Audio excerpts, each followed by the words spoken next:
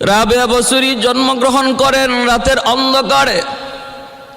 রাতের বেলা ঘর আলোকিত করার জন্য একটু আলোর প্রয়োজন, কিন্তু বাবা কারো কাছে যান না, দরজা বন্ধ। এই কথা বলে তিনি স্ত্রীকে বুঝ দিলেন।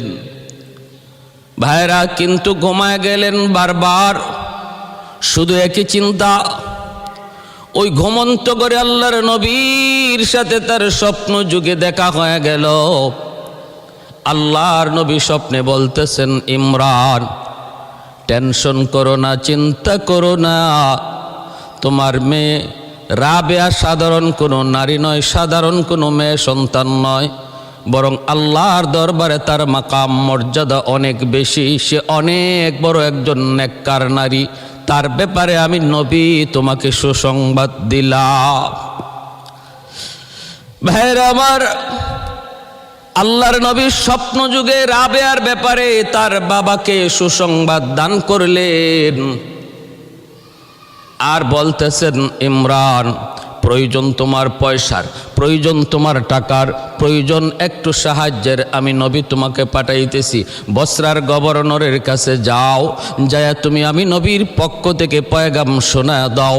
বসরার গভর্নর প্রতিদিন সে 400 বার আমি নবীর শানে দরুদ পাঠ করে, আমি নবী তার সেই দরুদ পাই, কিন্তু গতকাল সে আমার শানে কোনো দরুদ পড়ে নাই। কেন পড়ে নাই? কারণটা তার কাছে জানতে চাইবা। কারণ এই দরুদ পড়ার খবর দুনিয়ার কেউ জানে না, বরং সে জানে, আল্লাহ জানে, আর আল্লাহ আমাকে জানায়। তুমি ওই গোপন খবরটা বসরার গভর্নরের কাছে তুমি যায় পেশ করো, আর বলো গতকাল না পড়ার খেসারত হিসাবে সে যেন 400 দিনার তোমাকে সাহায্য করে। স্বপ্ন যুগে আল্লাহর নবীর কাছ থেকে এই সংবাদ পাওয়ার পর রাবেয়া বসরির বাবা ইমরান বসরার গভর্নরের কাছে যে হাজির।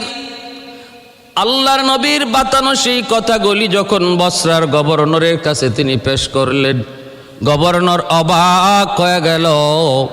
কারণ আমার এই খবর দুনিয়ার কেউ জানে না, এমনকি আমি আমার স্ত্রী পুত্র আমার মা বাবা কাউকে জানাই না, কিন্তু জানলো এই লোকটা কেমন করে।